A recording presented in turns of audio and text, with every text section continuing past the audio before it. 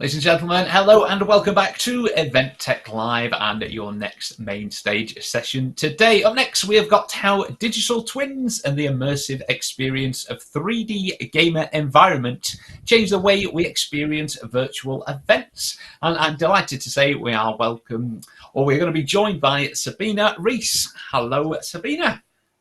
Hi, nice to meet you.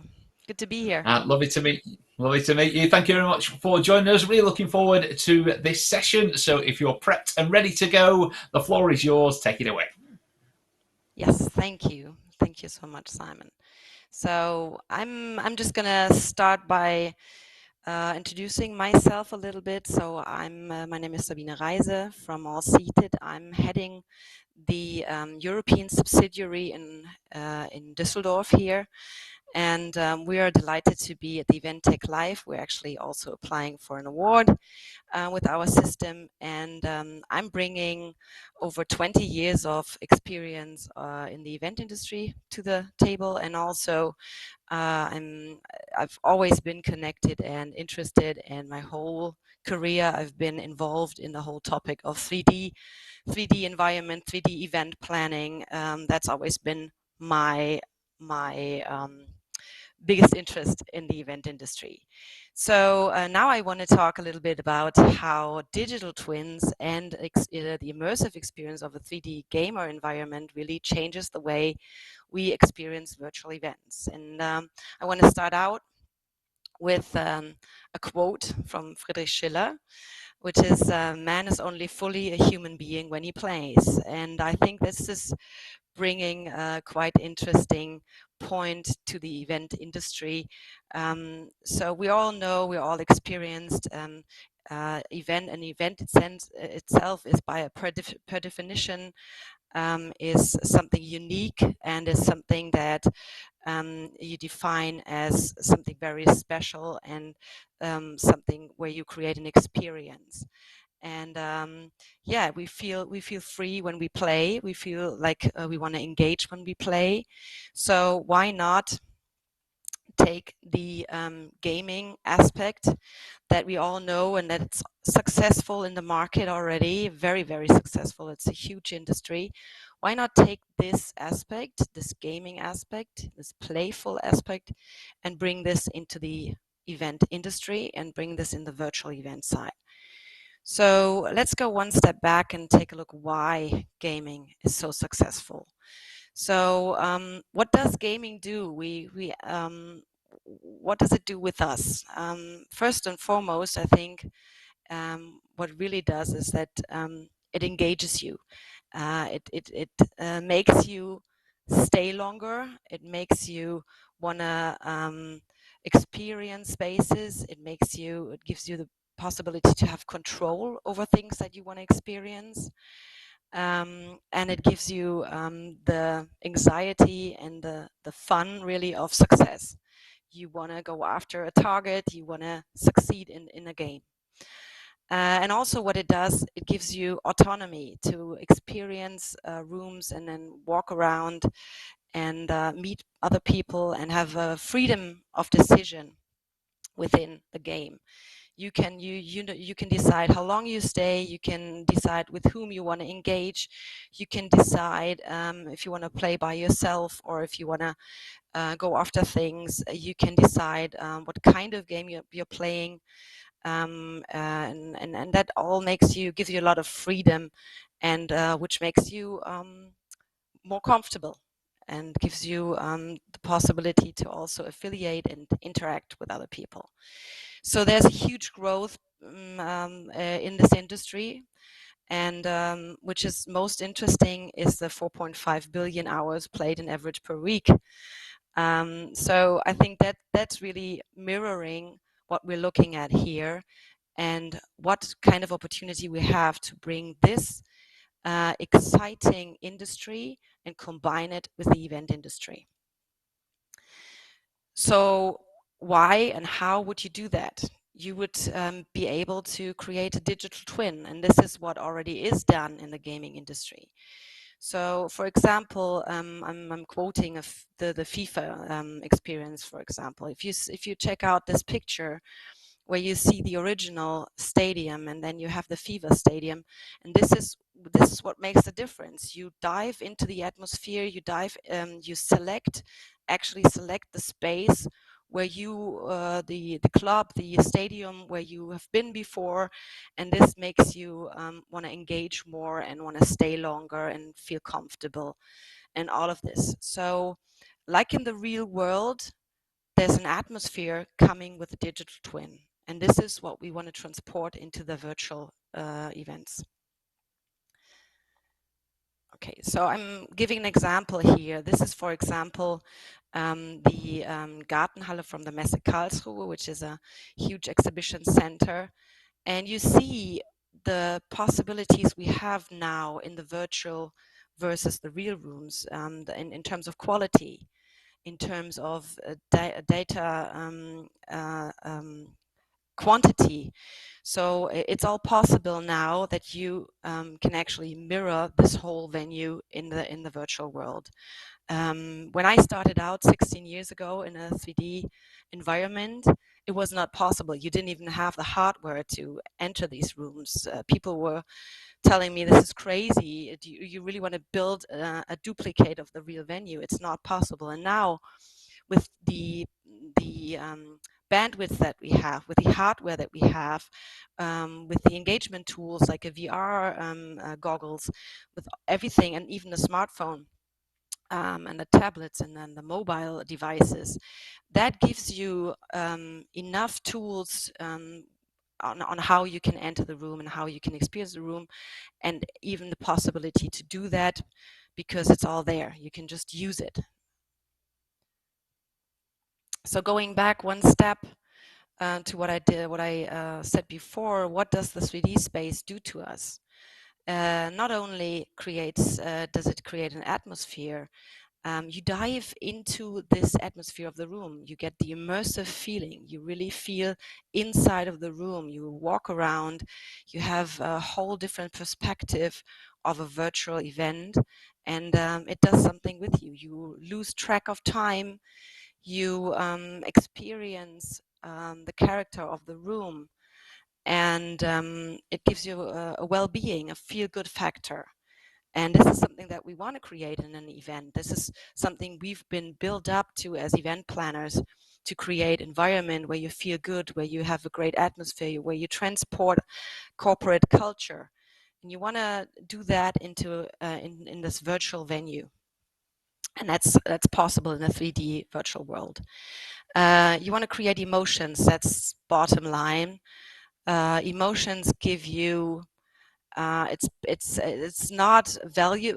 It's the highest value that you can create in an event, but emotions is the most difficult to create in a virtual event.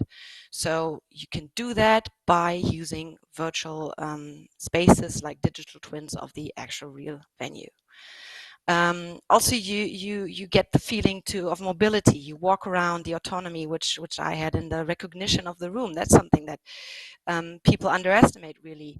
There have been corporates doing their annual meetings within a specific space, a regional space there where maybe their company is located, and they recognize the rooms. They are going back to this room. So how great would it be if the venue can duplicate this into the virtual world and still have the customer with them, maybe in a lower amount of attendees in the real venue, now due to all this corona restrictions, but then adding this virtual space and still having the customer recognize this specific type of my and style of my venue.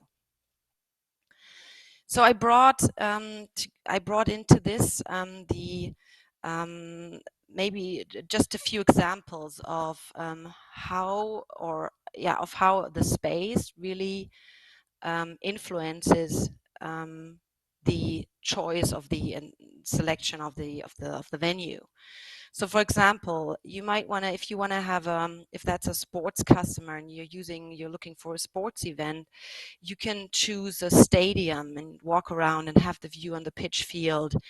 For company events, you might want to choose a terrace, and that's the same in the virtual world as in the real world.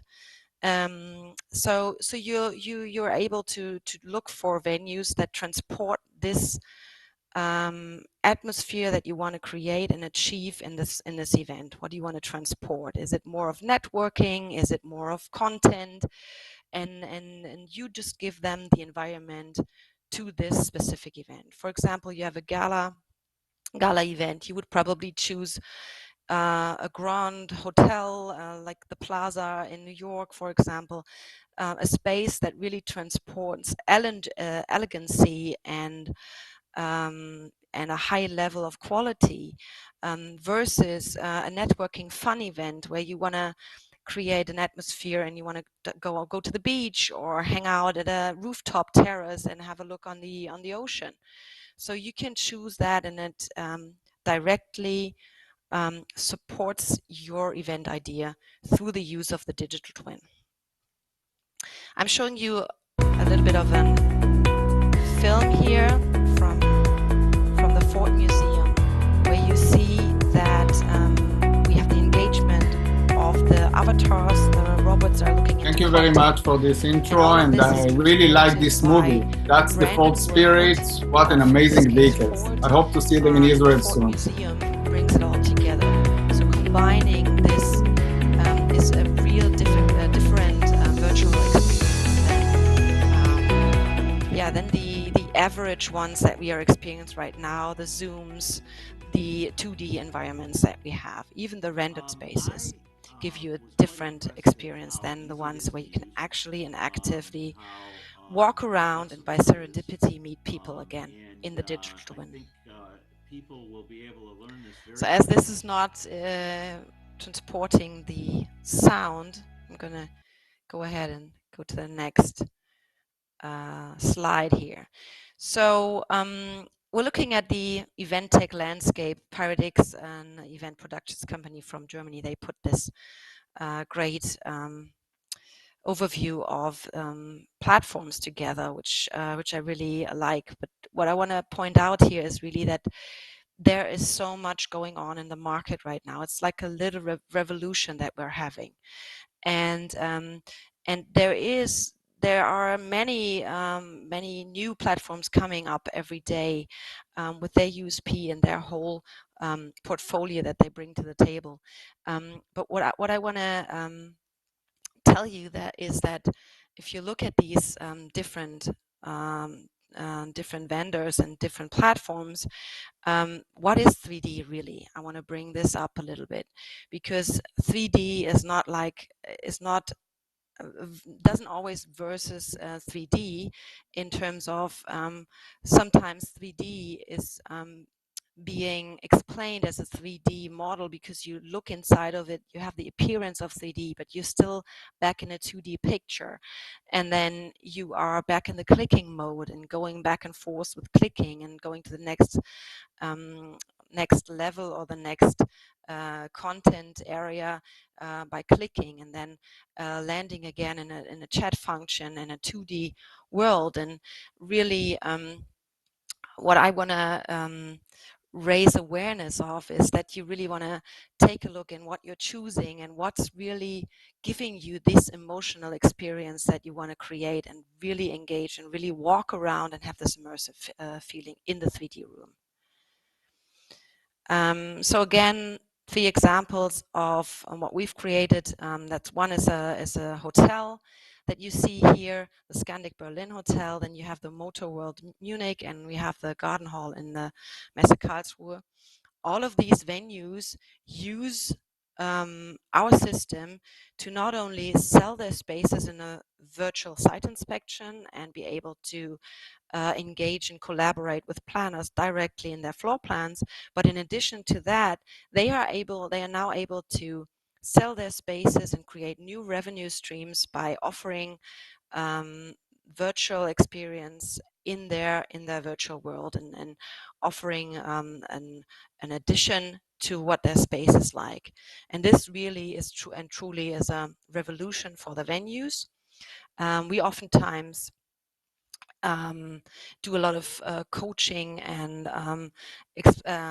training for the venues here to really use this as a sales tool and use this opportunity and really come up with new ideas of how to add new revenue streams to the ones that we know already.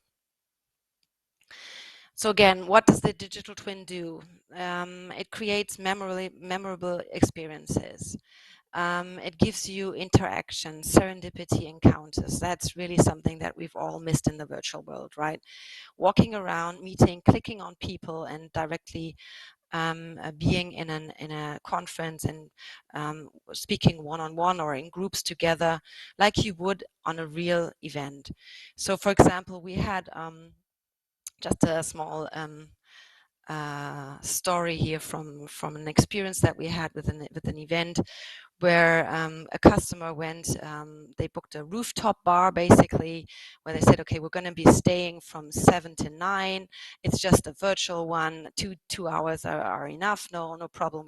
We're gonna stay in this, and this should be enough. And then after 2 hours, we decided, okay, let's have it open until 10, another hour for them. And then the evening ended up until 2 o'clock when they finally closed down this event, because people love to stay. They were standing in a group like they would stand at a reception. They would be standing together, grab a beer, whatever, grab a drink, and just engage and hang out together. And this is something that you cannot create in a 2D environment. And this is what the room also does with you. So it's also all about lead generation, build relationships. That's what it's about in the virtual exhibition, for example, in virtual events as well. You can easily generate leads, contact one another, go to the booth and get in contact with the exhibitor, and not only click and write him an email, but click on the avatar and just connect and be in a direct discussion with him and then talk in a private conversation. And then in the end, it's about community building, create content and community and learning.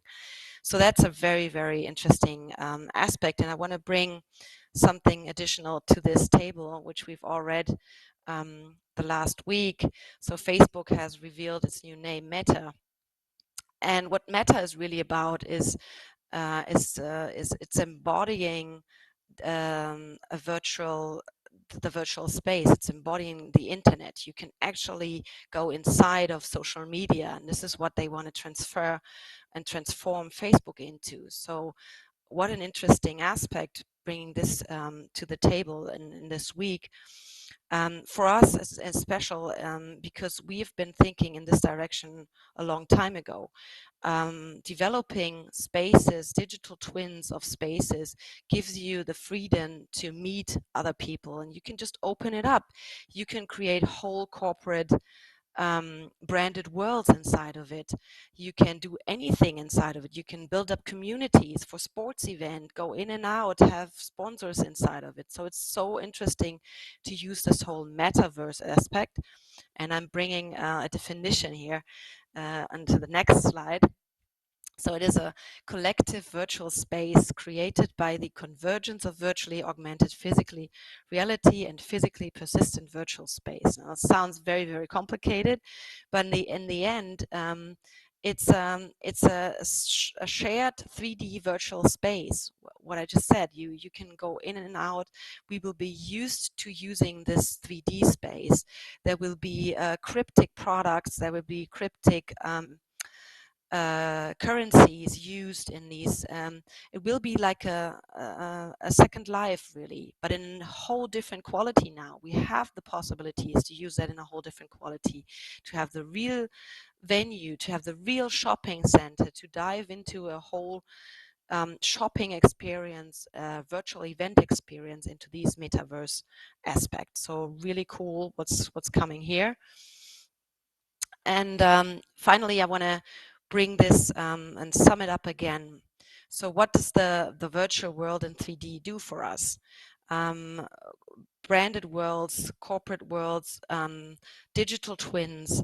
This is all what you get here is you have a direct accessibility. You can access anytime, you can meet anytime inside of it. And what I read from the article that's been published by Facebook is that what will happen is that we're just more used to using these spaces. We will be used to using the Oculus more often. It will be just not as complicated anymore, but it will be like something that we do every day. So very easy accessible. We will engage, we will interact with one another. That's the bottom line. It's more about, even more about engagement everywhere in the world. This is what digitization does with us. This is what digital twins do with us. You can engage anytime and however long you want with people you've never seen before, and makes it so simple and so easy to get and to encounter new people, new topics, and talk about things. Sustainability is a huge factor. This will dominate the world throughout the next years even more. Mobility and freedom is possible in the virtual space, and also in terms of sustainability. How cool is it um, if we are if we are traveling, and then we will be at a space that we all know, but then maybe we'll just want to add our South American colleague and just have them and have a global meeting with them in an instant, in the virtual space, in the digital twin of where I really am. So it gives you freedom to decide and to engage. Very easy.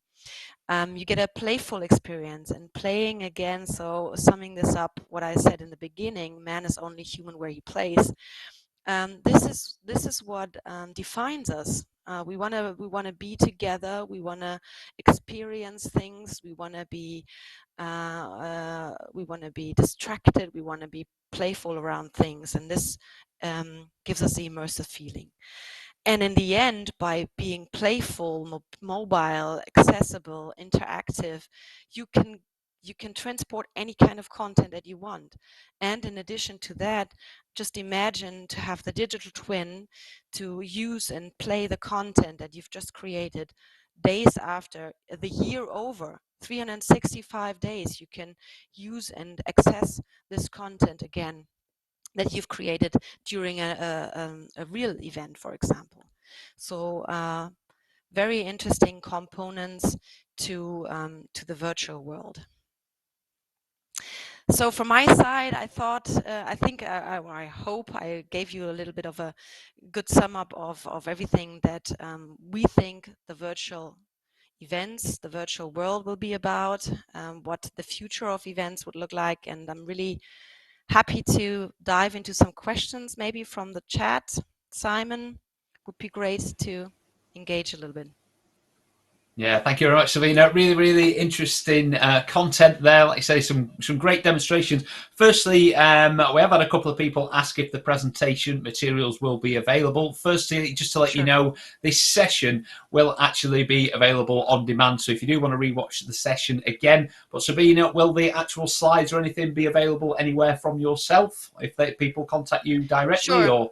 Sure. So we can connect through LinkedIn, or we can connect on this platform. You can reach out. I'm happy to share this for sure. Fantastic stuff. That's good news for the audience then. As I say, they're keen to get their hands on them. I've got a couple of questions just about the the digital twin. And when you say the venues are keen to create these, are these going to be used more for hybrid events for the sort of virtual delegates who can't actually attend event? Is that their sort of main purpose, or is this meant to be or most popular with just standalone virtual events?